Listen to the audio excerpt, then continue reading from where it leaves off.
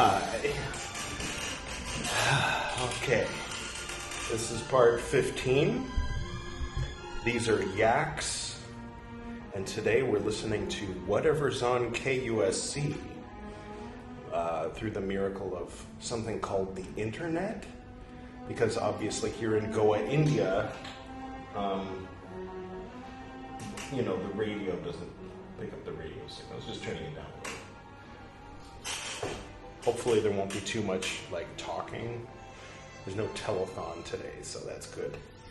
Okay, I'm going to get right to it. And poor editor Edward, you saw the last one? That was a lot of editing. Today, 0 editing. I'm really going to stick to that. All right. Picking up right where we left off. Soon after, Molzer resigned from the club. The club, really, technically, is what it says. This caused consternation and lengthy debate at a meeting on June 1. All right. On receiving her letter of resignation, Emma Jung, the club's president, had tried to persuade her to remain, to no avail. So had Adolf Keller. Emma Jung noticed that Molzer had been critical of the club for some 6 to 8 weeks, an antipathy that actually dated from the previous summer. Molzer's letter criticized the intellectualism of the club.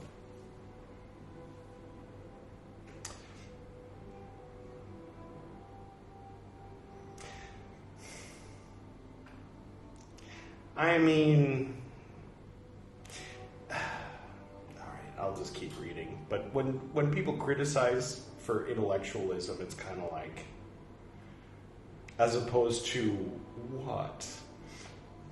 Never mind, I'll just, there's certain things where it's like if you're talking about, I guess maybe if you're talking about feelings and emotions. Honey, I want to talk to you about how I'm feeling. Well, how you're feeling is a result of synapses in your brain, which is ultimately physics. I guess there's a context in which it's not absurd to use intellectualism as a derogatory. But usually not. You highfalutin, educated... See, there I go using Southern accent stereotypes when caricaturing people who disregard you for being educated. You went to one of them liberal colleges, didn't you? Edward. All right. Is it too woke to defend Southerners? Or not woke enough? I don't know. It doesn't matter.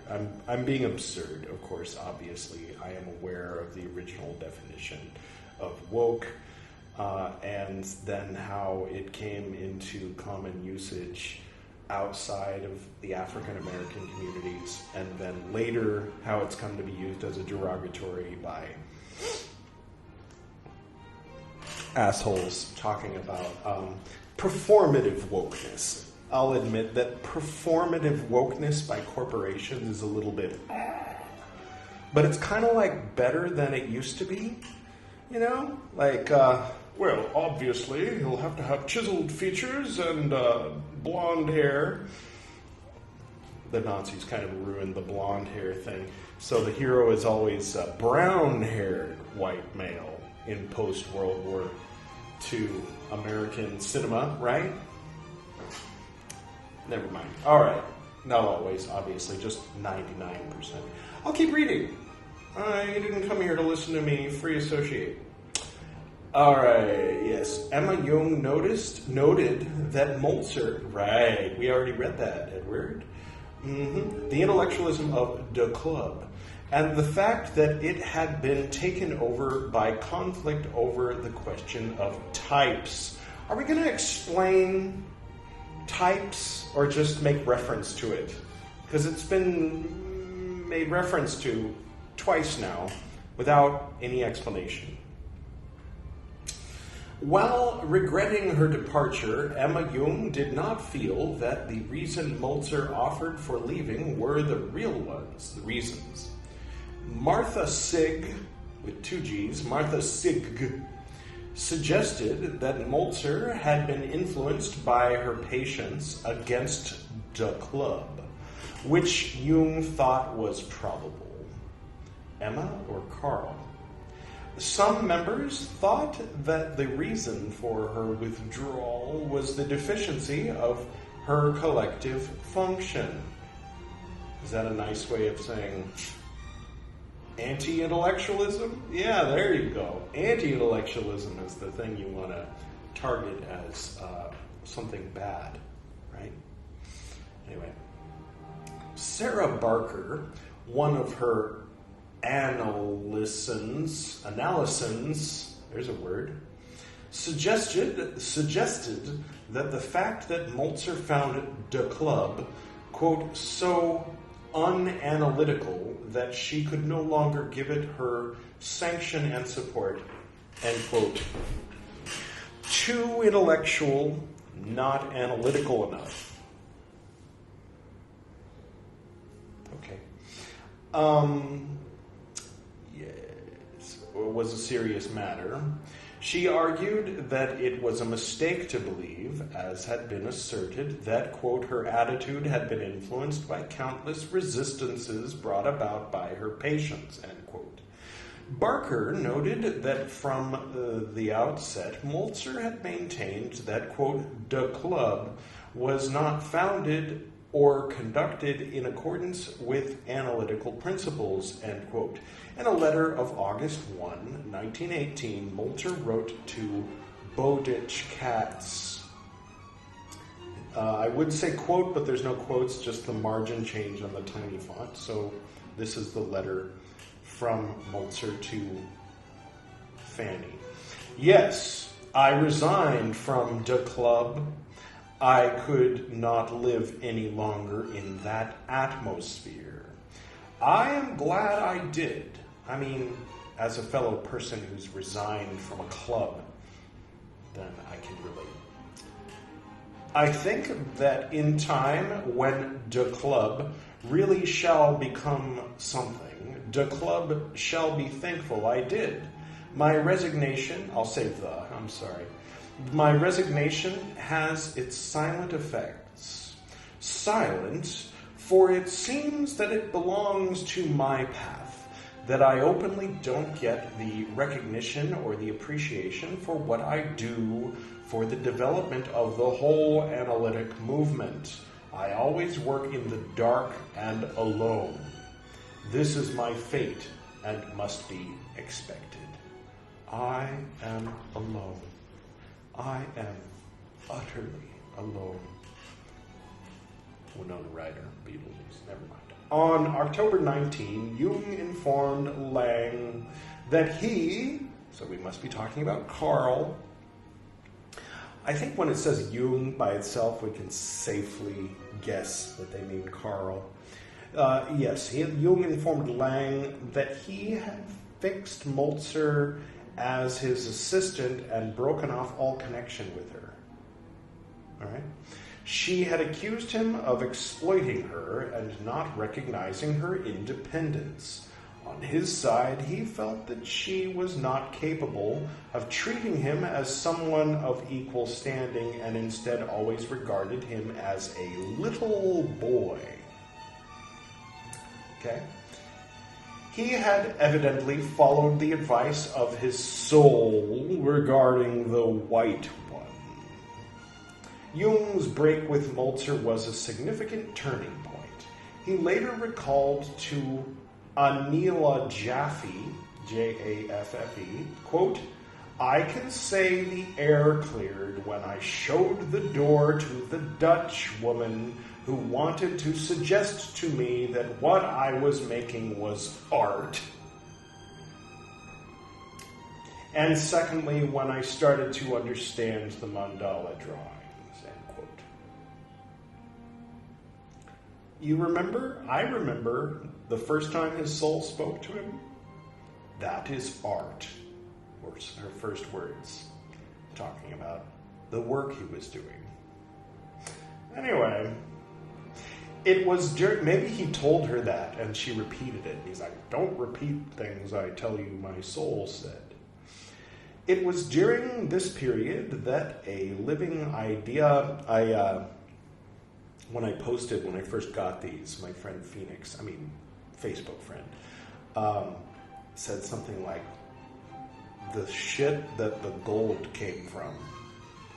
And now I'm kind of seeing what he meant. The black books. There's the gold.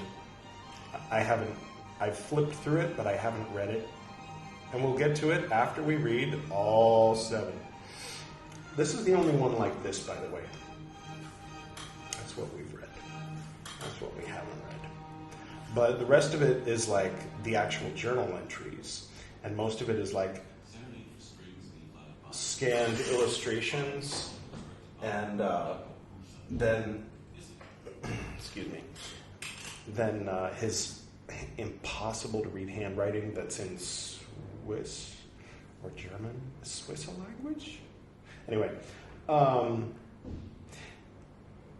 yeah. Then someone transcribed and, wrote it in English. So that'll go by much more quickly, and I'll be doing a lot of this. So, something to look forward to. Where were we? Somewhere ridiculous. Yes. He did not know. Nope.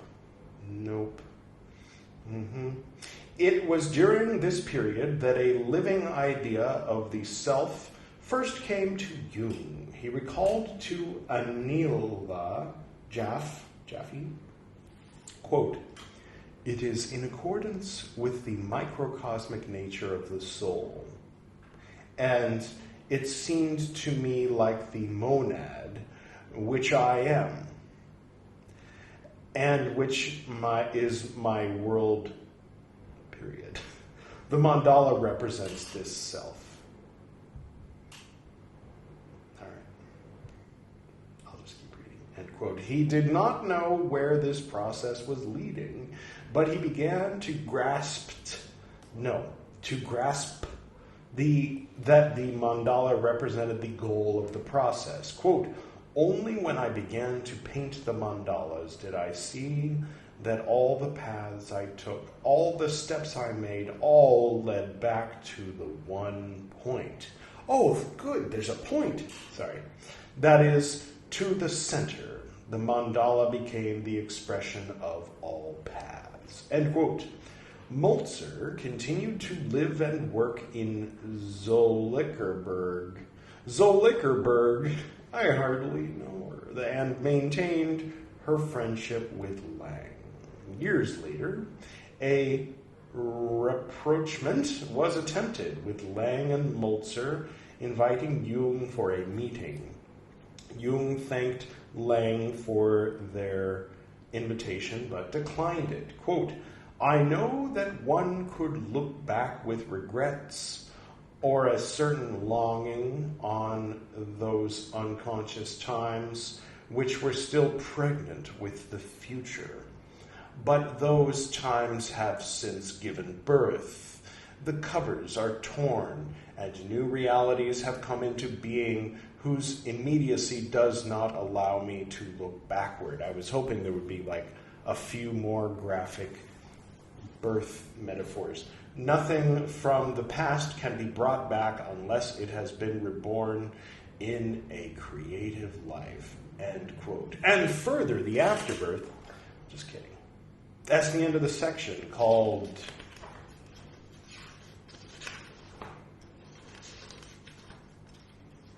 something. The emergence of Fanes. All right. It started out with Fanes and ended with this whole Moltzer drama. Scrutinies. There are indications that Jung discussed the material from his self-experimentation with colleagues. In March 1918, he wrote to Lang, who had sent him some of his own fantasies. This is the quote. I guess this is Jung writing to Lang.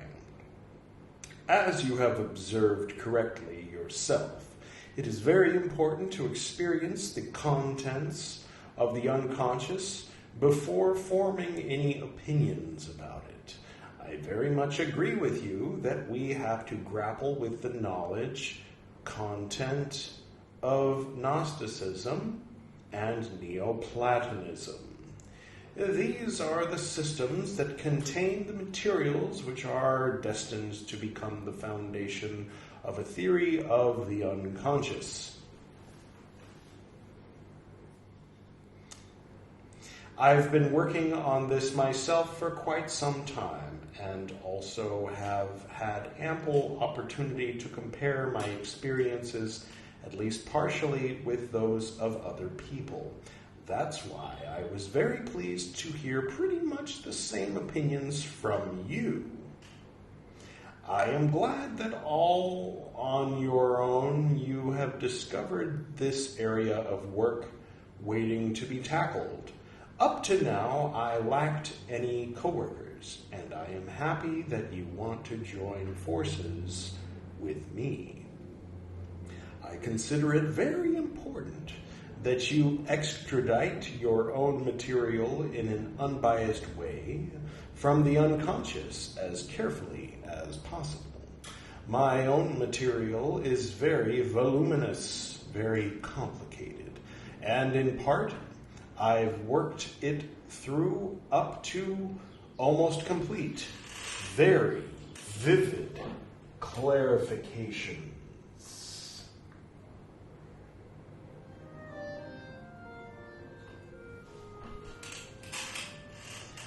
Yes, about those very vivid clarifications. Here we are. But what's completely missing in modern material to compare it with. Zarathustra has been formed too consciously. Meyrink touches the material in an aesthetic way. Furthermore, I feel he is lacking in religious sincerity. End of his letter. Back to Sonu.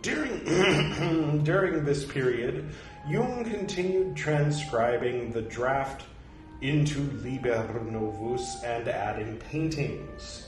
After 1918, the fantasies in the Black Books became more intermittent. The draft of the first two sections of Liber Novus had contained fantasies from October 1913 to February 1914. In the winter of 1917, Jung wrote a fresh manuscript called Scrutinies, which began where he had left off. In this, he transcribed fantasies from April 1914 through June 1916. He included the sermons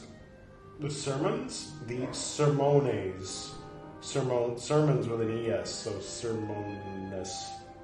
Never mind. Now, with commentaries on each by Philemon. Philemon indicated that his teaching compensated or made up for what the dead lacked. A lot, right? Sorry. Through providing precisely those conceptions which they needed. In Scrutinies, there is no clear separation between a first layer of fantasies and a second layer of commentary, and the text is not formally divided into distinct chapters.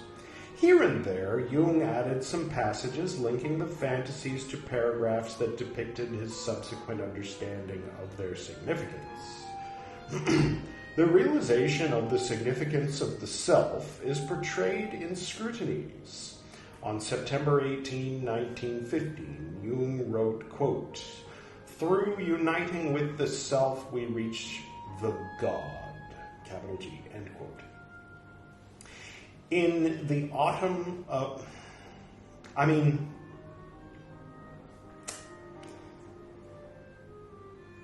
Okay. I mean, okay. Okay. Uniting with the self. Who's uniting with the self? The self? Sorry. In the autumn of 1917, he added, quote, I must say this not with reference to the opinions of the ancients or to that authority, but because I have experienced it. Quote, end quote. This unshakable experience was nothing less than the experience of God. Quote, the self is not God, although we reach the God through the self, end quote. He realized that he had to serve the self, and that this service was also service of God and of mankind. At the same time, he had to free his self from God, since, quote, the God I experienced is more than love. He is also hate. He is more than beauty. He is also the abomination. He is more than wisdom. He is also meaninglessness. He is more than power. He is also powerlessness. He is more than omnipresence. He is also my creature. End quote. This description of Jung's experience of God corresponds to the vision of Abraxas in the Sermones.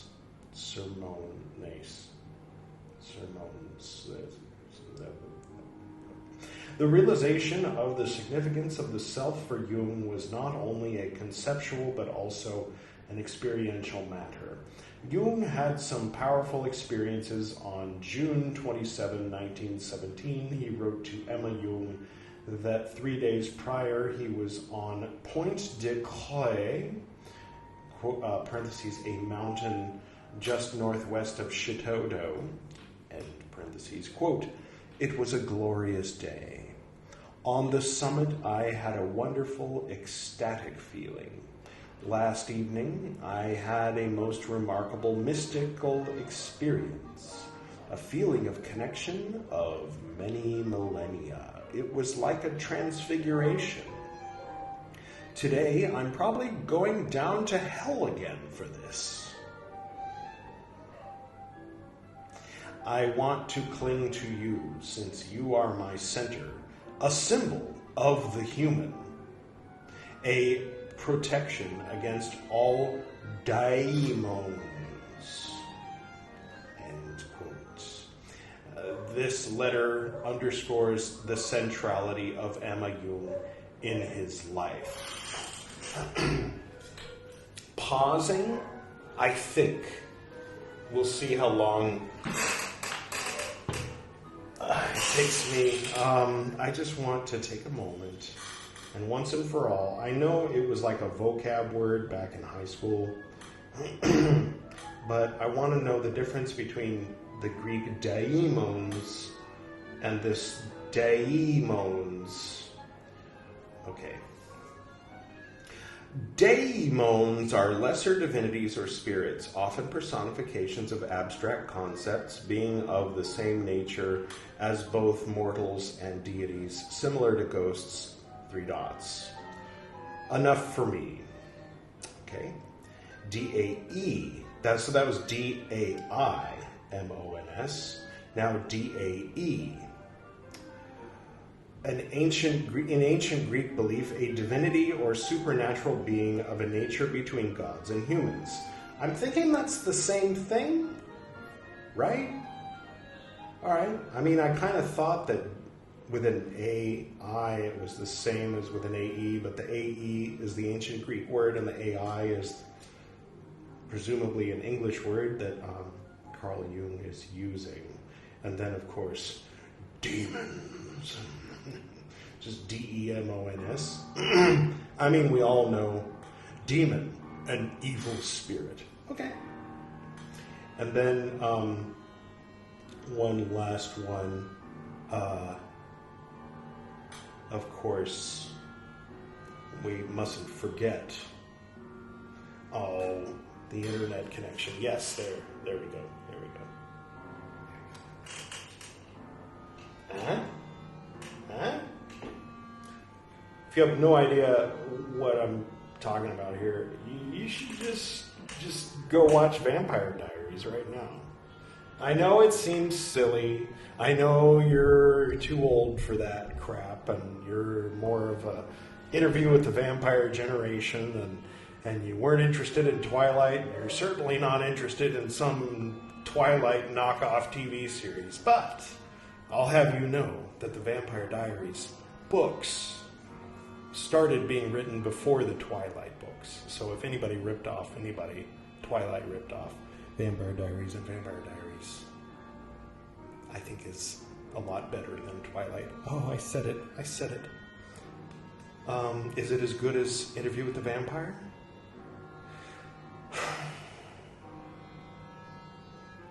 No. But it definitely has a substantially less pedophilia, unless you count the fact that there's a 150-year-old man dating a 16-year-old girl. Or maybe she's 17. But they both look like they're 17. So it's okay. Right? That's how that works. The other thing I wanted to mention, I didn't want to start off with this, but you remember last time I was doing all my self-promoting, and I said I was going to bring over the books that weren't in the bookshelf behind me, and I did. I think this is all of the ones that I haven't already showed you. This was my first published book. It's very short, 47 pages, but I really like this one. I think it's underappreciated, but that's just me. So then, about the author, I wrote, he's written numerous short stories, but then I realized all my short stories are like in this drawer. So I put together a lot of my old short stories and into the Small Gray Mouse. And then I found several more, so I put them together into Smaller Mouse. And so that's how that got started. But a lot of those short stories took place in either the New World Empire universe or the Interdimensional Coffeehouse universe, which were tied together in that the Interdimensional Coffeehouse was in the New World Empire, but as like a side note. And then, like, over 10 years after I finished writing the New World Empire, I decided to do something with the New World Empire, with the Interdimensional Coffeehouse. And so in the mouse books, there's just sort of like highlights from bits, scenes from that conglomeration of stories. And so then what I did after all that was I took everything that was missing, all the stuff that weren't highlights, basically, to tie it all together. So the multiverse cartographer is known on the Amazon reviews to be very confusing because it's missing a lot of pieces, because the pieces it's missing are in the mouse books. Hence why I put all three together with the bonus material in the book called The New World Empire and the Interdimensional Coffeehouse. Okay, enough about that. This is my dad's book that he never published, Transformations, obviously at least partially inspired by Jung, since Jung wrote that book that had transformations in it and always talked about transformations. So this was because when my dad put it together, he made a few copies. I ended up with 3 of them, but he didn't publish it. He gave them out to a few of his friends. And then I read it after he died when I was 16, and I was like blown away. And so I published it like 2 years ago, and just this year, I decided to take a photograph I had taken when I was hiking up in the Himalayas in Nepal, on the way up to Annapurna Base Camp. And so if you go on Amazon and you search for John Dan Reed and Transformations, and you order yourself a copy, I think it's like $4. I literally made it as cheap as possible because I'm not in it for the money. I just want my dad's book to be read by anybody who wants it. Transformations by John Dan Reed, 1976. It's worth it. And then, of course, Sonnet 1 and the sequel. This one, you might need a magnifying glass. I mean, old poetry books, tend to have this tiny font, and in order to fit the sonnets in here, I made it tiny. So this one is a bit pricier because the color. Why? I don't know. In the original GW Basic program, every sonnet has its own unique color palette, and so I represent that in here. So it's a big, thick book of thousands of sonnets, all in color. So this book is, I don't know how much, at least $30. But this one is cheaper. Nice yellow paper, off-white, black and white. I can almost read it. Sonnet number 2760. It's called Arrow Penitent by Sniffs Spaciously. See, they're all by Sonnet 1. As a fist sniffs a giraffe with the sky, the objective tights want traditionally inside of a pawn. The most reflective flame squeezes subtly regardless of a fly. Friendly buildings undress quickly beyond the lawn. Freakily, the star touches indecently down a fist. The smelly zone burns arguably from a stone. That's a good one. Capitalist flowers fade calmly over a mist. An artistic understanding stirs bleakly underneath a moan. Furiously, the pens speak strangely from a shovel as the lanyard revolts unto some bananas. Cold representatives twist artfully under a bubble. A sometimes punk moseys freakishly through my pajamas.